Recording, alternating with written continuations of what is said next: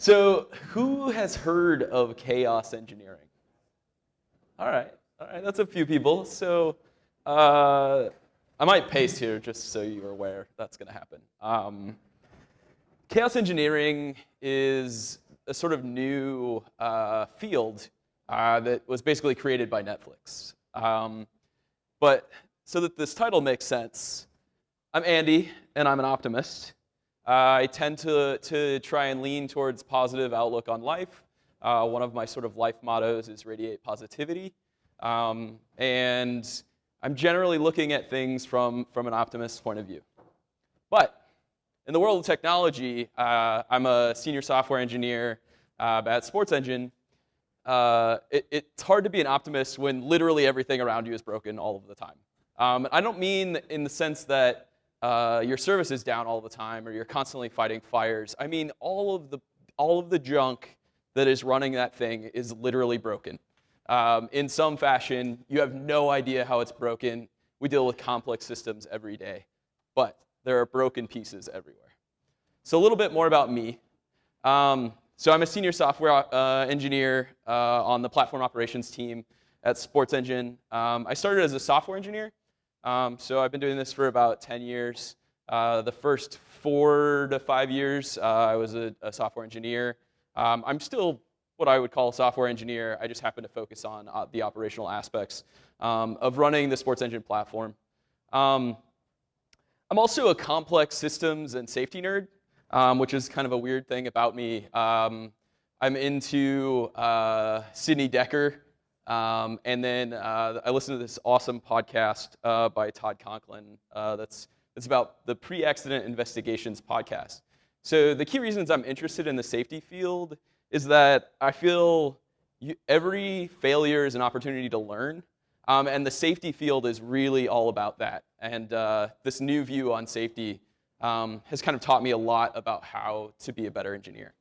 The other thing is I'm a Rubyist. I've been doing Ruby for 10 years, and it's kind of my favorite language.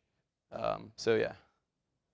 About Sports Engine. So Sports Engine is a company. We're based in Minneapolis that focuses on youth and amateur sports and sort of serving the technology needs of youth sports organizations and sort of rec leagues and so forth. Has anybody heard of Sports Engine? Cool. All right, a few people. So you might have also heard of this company, Kick, which we acquired back in June, I believe. And we've acquired another 4 companies in the last year. We were also acquired by NBC Sports in July. So it's been an interesting year. A lot has changed. The key products that we provide to our 15,000 different organizations are a sort of CMS, so that they can run websites to sort of tell you about their organization. We do registration, so when your kid's signing up for Little League, you could register through our platform if they're one of our organizations that we serve. And then we do like tournament management. So running a tournament is hard. We run tournaments with as many teams as 1,000. There's this soccer tournament in Minneapolis called the USA Cup. And it's this just massive youth soccer tournament that teams come from all over the world to play in. And they run their tournament with, I want to say, a few thousand games on the tournament itself through our tournament management platform. So interesting stuff, a lot of technology. And then everything, as the DNS company sponsor will tell you, everything is a fucking DNS problem. So when you run lots and lots of websites, you have to manage all of the DNS for those websites as well. So that's another key aspect of what we do. So just to give you an idea about our platform, it's made up of about 25 different sort of services that are all deployed independently on AWS. We sort of describe our architecture as a planetary system. The sun, being the center of the universe, is our original CMS product that is also our registration product. And everything sort of revolves around that, right? So we have sort of a user service, sort of a separate like metadata store service, sort of an organizational management service, and then we've got lots of little sort of front-end applications that are the different products and sort of defining how those the users interact with them, whether it's organizations or it's parents, and then we have a ton of mobile apps. The key one being our primary app, and then we white label for our organizations mobile apps that just are exactly, they look like their organization's sort of branding. So we have this original monolith, and then we started adding other services around it to sort of like break up that single point of failure of a single system. But the thing is that when you start to add services to your platform, you start to come up with like weird problems that result in that, right? So the thing you learn immediately is that network becomes the enemy. With a single service, you're gonna see it, but it's not gonna be as obvious as when you're adding network latency everywhere and anywhere that exists, right? So some of these bugs that I've seen in the wild, and this is what I'm talking about when I was saying that everything is broken all of the time, is that Ruby's timeout library doesn't actually time out. So if you're making a network call with a timeout around it, it's not going to time out. It's going to wait until whatever that request is done, and then it'll say that it timed out. But it's going to wait, right? So that becomes a problem when you're like trying to protect against some sort of slow network latency. We had this node framework that couldn't handle sort of invalid URL and then just crashed to the app. That was fun. It took us a while to track down that problem, but like you basically craft a single URL that's like invalid, and it couldn't actually parse that URL. It would just crash the whole process. And then the other one is great. Ruby app server that flips its shit whenever the stream closes too early. So we use this Ruby app server called Passenger. There's this really obscure bug in it that when you use this particular version of Ruby, which is based on the JVM, it can't handle closed streams because of like some weird like low-level Java thing is slightly different than how Ruby normally handles that problem. These bugs were like kind of insane, and some of them took us a good while to figure out. But it actually was like, the best thing about it is that they were awesome, right? Like I learned so much about low-level details and how these applications actually run, the software that they run on top of. And I just got like, I could figure out how each of these pieces fit together. And that challenge was super interesting to me. So real talk, I enjoy breaking things. So this is where the chaos engineering comes in, right? That's me. That's what happens whenever I'm like coming up with a hypothesis on what to do to our staging environment. I also am super into systems thinking. So systems thinking can be counterintuitive in that when you're trying to sort of listen to what a system is doing, the actual way to make it better might not be what seems intuitive to you, right? Let's see. So success and failure, the other thing about systems thinking is that success and failure are not black and white. There's varying levels to up and there's varying levels to down. And it's sort of the interaction between those systems that actually matters, not the state of the current system. The other thing is like you're not actually going to know how that system is functioning. There's no way for you to know for sure exactly what it's doing. It's just part of being a complex system. So the emergent properties of the system are your feedback loop, right? So when a variable changes and you get some sort of feedback out of it, that's the emergent property that you're actually interested in, and gives you more information. So complex systems are pretty dope. I recently started thinking of myself as sort of a complex system therapist, complex systems therapist, or complexity therapist, I guess is how I would describe it. In that people have problems with their systems that are generally like hard to debug, but they are the experts. So and all of you have lots of problems, I'm sure, and you're the ones that are going to be able to solve the problem. But it's hard to deal with all of the complexity involved because it's sort of overwhelming. And you kind of have to like just work through that complexity to sort of meet what you're looking for. And it is super important to just define the right feedback loops so that you can get the desired outcomes, right? So like what you're really looking for are ways to see the signs, right? Like Charity was talking about, the signs of your system is starting to fall down. It's hitting that sort of barrier to when it's going to crash and fail. So, 3 truths about complex systems. They are inherently unsafe. There is no such thing as a safe complex system. They are just broken all the time. That's true for any complex system. So, mostly been talking about web systems, right? But complex systems exist in outside of technology. An organization is a complex system. Team dynamics are complex systems, right? And those systems, you can go down and down and down, and there's systems even within systems too. So, failure is a normal state of the system.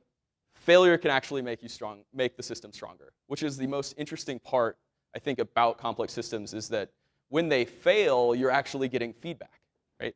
So the key thing is that you know what happens whenever that failure occurs. So, inner chaos engineering, right? So what is chaos engineering? Chaos engineering is the discipline of experimenting on distributed systems in order to build confidence in the system's capability to withstand turbulent conditions. So that's from the principles of chaosengineering.org, I believe. Netflix wrote this up. And as well as there's starting to be a growing number of other people that are talking about this as well. Netflix being the ones that sort of started it. Right. So distributed systems are complex systems we touch every day, right? Anytime you have more than one server running, you have a distributed system. Whether you think it's a distributed system or not, it is. If they're communicating with each other, that's a distributed system. So, basic principles of chaos engineering are build a hypothesis around the steady state behavior, vary real world events, learn from the changes to the steady state, right? So, what you're looking for is understanding your system. What is the steady state? What does it look like when it's actually running? And then you're sort of defining a hypothesis around how you can vary those real-world events such that you can learn from what happens whenever those variables are changed. So, build a hypothesis. To understand as much of the system's steady, normal running state as you can, network is the backbone of distributed systems, right? The network itself is the key piece that is used in every situation within a distributed system. So things to be afraid of are that network slowing down. Measure the outcomes of the system by the value it provides, right? So it's important to know that if a system just falls down, but it's not an important system, it's not something you super care about. It has to be things that provide a lot of value that you should focus your time on discovering how to make them more resilient. And APM is generally a good way to sort of understand the steady state of your system, right? Use tools like New Relic and App Dynamics and all of those other great sponsors that are here to sort of understand how your applications run and work. Very real-world events. So variables should reflect things that could actually happen, right? The classic Netflix variable is Chaos Monkey. Chaos Monkey is an open source software that's designed to shut off EC2 instances. Just picking a random EC2 instance, turning it off. The reason they do that is because AWS notoriously will have instances fail randomly, right? So these are things that were actually happening already. They just didn't know what was happening when a random instance would fail because they weren't paying attention, right? So the key to Chaos Monkey is that they are actually actively watching what happens to the system when they inject that failure. So systems that resist failure tend to fail catastrophically, which is a key point, right? Highly available systems aren't that hard to sort of set up and run, but because they're highly available, when they fall down, they tend to fail catastrophically, not in sort of a mild way you don't care, right? So if you have, say you have just a standard web application with a database and a few app pools that go with it, and maybe you even have some sort of highly available database cluster as well. What happens when the database cluster can no longer talk to the application, right? It's a strange occurrence. It probably doesn't happen very frequently, but when it does, it's going to be a catastrophic failure, right? That's just an accepted state of the system, is that they can talk to each other. But if they can't, everything is going to fall apart. So chaos variables can be an event capable of disrupting the steady state, right? So like how you know you found a great chaos variable is that you can see that steady state change. So that's how you know you're on the right track. So learn from the changes to the steady state, right? So how did the system actually react to your variable change? If you terminated a random EC2 instance, what actually happened? Did your service go down? Did it withstand that? Is it still running? Do you know that? Because if you don't know that, then you also are missing the actual steady state, right? Sometimes it's obvious, right? You've got a pingdom check. It starts failing. Obvious. Sometimes it's not obvious, though. It might be that like half of your requests are failing versus all of them. But hopefully, more frequently, your system can actually withstand these failures, right? So you're trying to find ways to improve your system such that they can withstand the failures that you're injecting. So the key thing to know, though, is that chaos engineering was founded on running experiments in production. That's with live customers using your system at the same time, right? So, yeah. Right. So why would you do that? It's impossible to create a duplicate complex system is the key reason, right? A staging environment is not going to be your production environment as hard as you try. You can literally use the same infrastructure and it's not the same system because it doesn't have the exact same things happening to it. You could even replicate all of the traffic that's coming into your production system. It's not the same system. It doesn't matter. Complex systems exist in a single unified way, or single unique way that cannot be replicated. Failure in production like environments won't be exactly the same, but you can fake it till you make it. So the important thing to point out is that Netflix didn't just start turning servers off on their production applications, right? They did all of this ahead of time, tested what they expected to happen, and then they were fairly confident that it was going to be okay, and then they started doing it in production. So if you're afraid of sort of ruining your customer's experience, that's fine. You can probably get enough information by not doing that, by just testing sort of a staging environment that has something that's fairly close to production.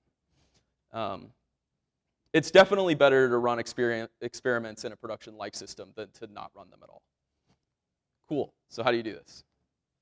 So network latency is the distributed system's kryptonite. It is the key variable that if you change, it's going to cause you a problem. I guarantee it. Guarantee it. I highly recommend trying that out. So pick a system that you care about, that you think is important. Figure out a way to adjust the amount of latency between that system and some other important system that's running, and see what happens. So tools to do that. Shopify has this awesome thing called ToxiProxy that they run basically everywhere, such that all outgoing traffic is going through this proxy that's on the server itself. And then they use that to tweak sort of information about it. As an employee of Comcast, I think it's kind of hilarious that I'm pointing this out. But Comcast is also a great utility. It's, in fact, the one that I've used the most. It's really dead simple. It's just this Go binary that like wraps, what is it? It's like IP tables and I forget what the other thing is. But it's basically just an interface to use these low-level Linux system commands. And then, of course, Chaos Monkey, right? If you're using the Java stack and you're like interested in what Netflix is doing, Chaos Monkey is the way to go. Check it out. Super cool. They've got a ton of other stuff going on with their chaos engineering. Definitely look through what they're doing. And they have a great blog that talks about all of that stuff. So distributed systems need to talk to each other. Slow that down. I bet you'll see something interesting. It'll probably end up like this. Next thing you should do after that happens is Google circuit breaker. This will save your ass. Circuit breakers are a very interesting pattern that basically can solve the problem of slow network latency. Netflix has your back again. They have this tool called Hastrix. Lots of other languages have these sorts of patterns set up for sort of open source libraries. Cool story. This is how I learned that Ruby's timeout library doesn't work, because I was trying to implement it in Ruby. So why should you even do this? Like, why do you care about chaos engineering? I think the key reason is to discover latent failures. So like I said, systems are inherently unsafe. They are broken all the time. All you're trying to do is sort of bring that brokenness to the surface so that you can better understand it, and then hopefully improve your system such that it's more resilient to that failure. So it's easy to assume the system's safe. It runs most of the time, right? It's not that hard to get pretty significant uptime, 4 nines. You can do that. What happens whenever something catastrophically fails can probably ruin your 4 nines, but it can happen. So the prime directive of chaos engineering is to learn, right? So like the key objective of what you're trying to do is learn about your system, and then also like learn yourself. I've learned so much by just sort of injecting failure into my systems, sort of about how those systems work, and then about the technology stack that I'm using and all the things that are going on with it. So by learning, our system can continue to grow and improve. And that includes the systems of the teams that are working on them, and also the actual applications themselves. So what we're doing is we're actively adding capacity to fail, right? Which is the key thing when it comes to resilience engineering, is your objective is to add capacity to fail. You're not trying to prevent failure. You're trying to add capacity to the system such that when it does fail, it doesn't fail catastrophically. And that's sort of the key point about what resilience engineering is all about.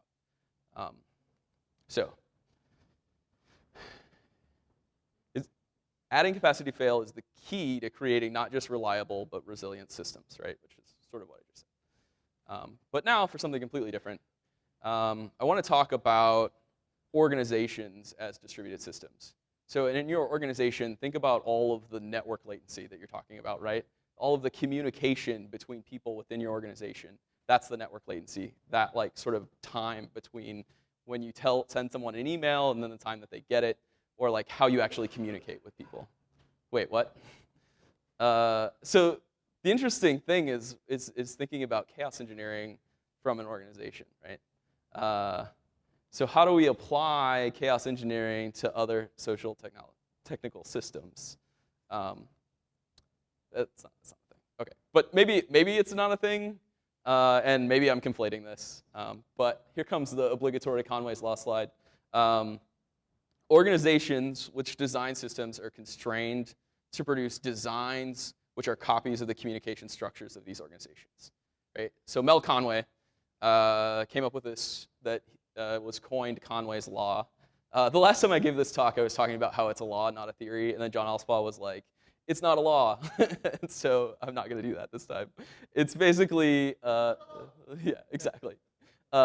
It's basically something that someone coined as Conway's Law. Mel Conway has done a lot of research into the fact that this is a thing. But basically what it says is you can't create systems that don't match your communication structure within your organization. And so that's sort of where that overlap around sort of systems thinking comes in, right? So you've got a system that is your web system that's running, your technical system. You've got a social system, which is your organization, and then the sort of overlap is that system that is the middle part, right? That's like the communication of the people putting capacity into both of those systems. And so it's people doing their work every day, right? So chaos engineering an organization, what does that actually look like? Resilient teams can create resilient systems. So that would be a reason why you would actually want to do it, right? If your team is resilient, what you're going to end up with is systems that are hopefully resilient as well. Communication is the network of teams. The communication between teams, the communication between members of a team, the communication from the organization upper level down to the lower level teams that are doing the work. Learning organizations have capacity to fail. And that's why you would actually want a learning organization, right? Learning is key to building resiliency. Without learning, you're basically going to have a fragile system because you're not actually improving anything. You're just sort of recognizing that the system is falling down all the time and not really changing anything. So failure injection is one of the best ways to learn about a system, right? So in this case, it's a little bit weird because what does failure actually mean in the concept of sort of team communication? It's the, oh, I forgot to tell you about the thing over there. We need that by tomorrow. How many times have you heard that one? Or like we need, we're going to put on a Super Bowl commercial and then not tell any of the engineers, right? Communication breakdowns. So how do we improve this? Is that we can move people between teams, right? So like, let's put people who have the perspective of maybe this quality team over here onto a team where they might get a new perspective, and then they can also bring their perspective to that team such that they're both sort of sharing their perspectives and they're gaining context as a result. I'll give you 2 examples of what we've done at Sports Engine that sort of fits this model. Again, I'm probably conflating this into chaos engineering, so fair warning. But I've just been thinking about it from this perspective. So we have this team that we call the Night's Watch, sort of affectionately, that's about, that's Game of Thrones reference, that's about sort of ensuring our customers' quality is as good as we want it to be, right? So like the key thing they do is fix bugs. They improve performance.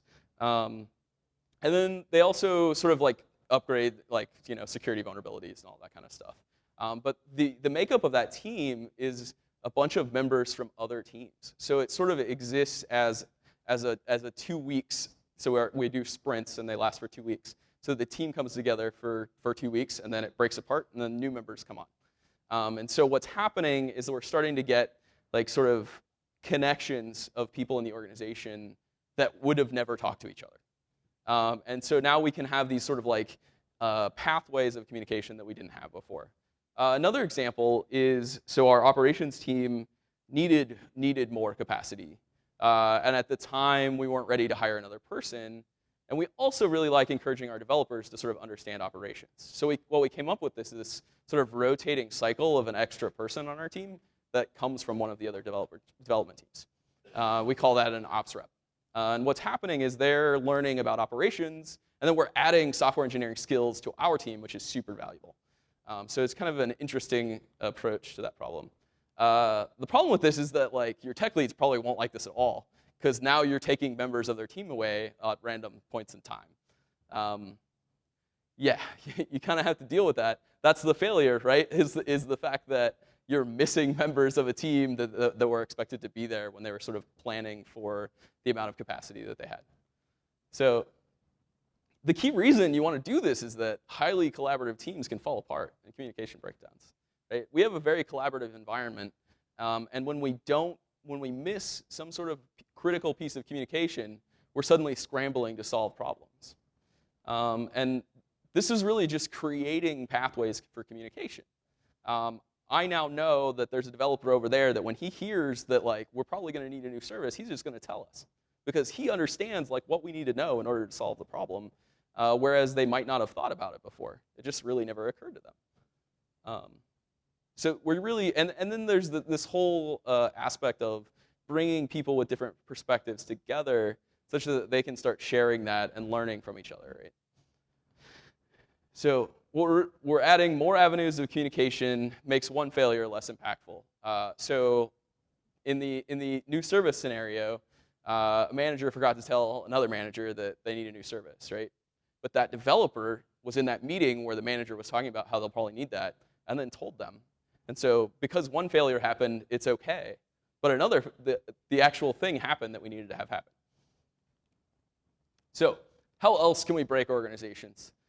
This is something that I've been thinking about for a little while, and it's kind of an open question that I have. And I'm really just trying to explore that, and the whole concept of this talk is around how we can explore that more and think about it. But that's it.